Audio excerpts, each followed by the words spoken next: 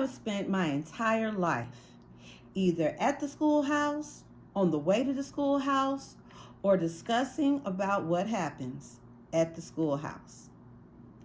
Both of my parents were educators. My maternal grandparents were educators, and for the last 40 years, I've done the same thing.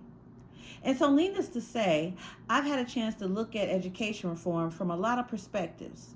Some of those reforms have been good, and some of them have not been so good. And we know why kids drop out. We know why kids don't learn.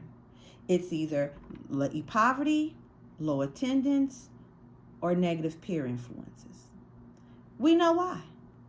But one thing that we never talk about, or we rarely discuss, is the importance of human connection, relationships.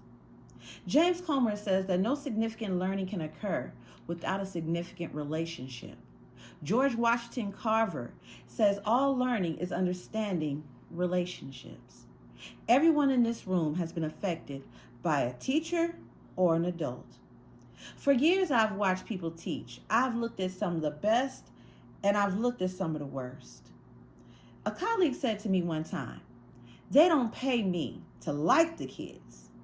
They pay me to teach a lesson. The kids should learn it. I should teach it. They should learn it. Case closed."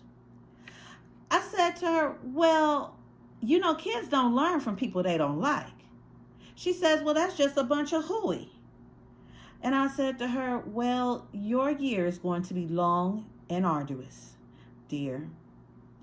Needless to say, it was. Some people think that you either have it in you to build a relationship or you don't.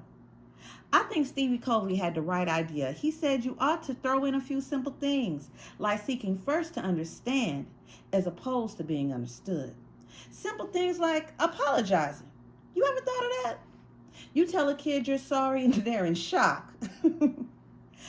I once taught a lesson on ratios. I'm not real good with math, but I was working on it. And I got back and looked at that teacher edition. I had taught the whole lesson wrong.